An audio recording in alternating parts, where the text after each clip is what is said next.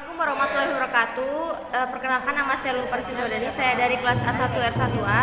Baiklah, saya di sini akan mempresentasikan soal UAS mata kuliah pengantar ilmu Cara ekonomi menentukan mikro perolehan APL dengan cara TP sama dengan L dikurang, yaitu ada 0 dibagi 0 sama dengan 0, 10 dibagi 1 sama dengan 0, 30 dibagi 2 sama dengan 15, 60 dibagi 3 sama dengan 20, 80 dibagi 4 sama dengan 20, dan 95 dibagi 5 sama dengan 19.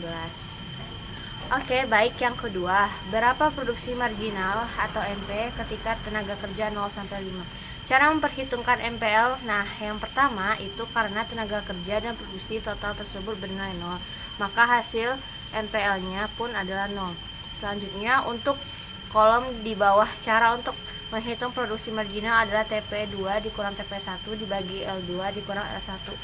Jadi 0 dikurang 0 sama dengan 0, 1 dikurang 0 sama dengan 1. Jadi 10 dibagi 1 sama dengan 0. Selanjutnya 30 dikurang 10 sama dengan 20. 2 dikurang 30 sama dengan 30. 3 dikurang 2 sama dengan 1. 30 dibagi 1 sama dengan 30. 80 dikurang 60 sama dengan 20. 4 dikurang 3 sama dengan 1. Jadi 20 dibagi 1 sama dengan 20. 95 dikurang 80 sama dengan 15. 5 dikurang 4 sama dengan 1. Jadi 15 dibagi 1 sama dengan 15. Selanjutnya, pertanyaan yang C, berapa elastisitas ketika tenaga kerja 0 sampai 5? Cara menentukan elastisitas adalah MPL dibagi APL. 10 dibagi 10 sama dengan 1, 20 dibagi 15 sama dengan 1,33, 30 dibagi 20 sama dengan 1,5, 20 dibagi 20 sama dengan 1, 15 dibagi 19 sama dengan 0,7. Praktik pasar persaingan sempurna sangat jarang dijumpai di dunia nyata. Jelaskan secara rinci ciri-ciri yang membentuk pasar persaingan sempurna sehingga bentuk pasar ini sangat jarang kita jumpai. Jawabannya adalah karena tidak terdapat persaingan dalam praktek pasar persaingan sempurna. Ciri-cirinya adalah: 1. Terdapat banyak produsen yang menjual barang yang sama. Maksudnya, penjual hanya memasok satu jenis barang yang sama atau homogen. Kedua, informasi yang sempurna tentang harga bagi konsumen dan produsen. Maksudnya, para pelaku ekonomi memiliki kemampuan yang sempurna tentang kondisi pasar atau harga baik sekarang maupun yang akan datang. 3. Perusahaan menerima harga yang ditentukan pasar atau price taker. Maksudnya, harga pasar persaingan sempurna sesuai dengan harga pasar.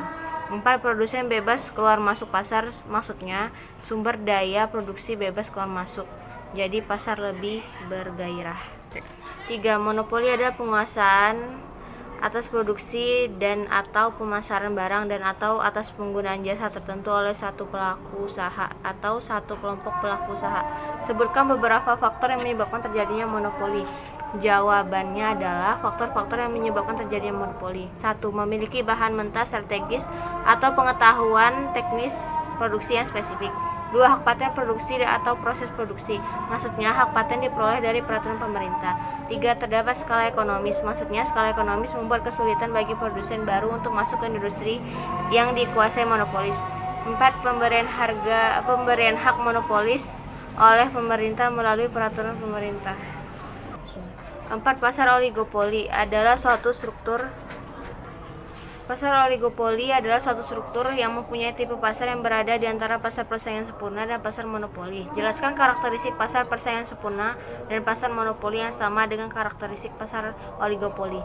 Jawabannya adalah karakteristik pasar persaingan sempurna dan pasar monopoli yang sama dengan karakteristik pasar oligopoli adalah: 1. Di pasar hanya sedikit penjual. 2. Terdapat halangan bagi perusahaan yang masuk, akan tetapi hanya perusahaan yang memiliki skala ekonomis yang besar saja.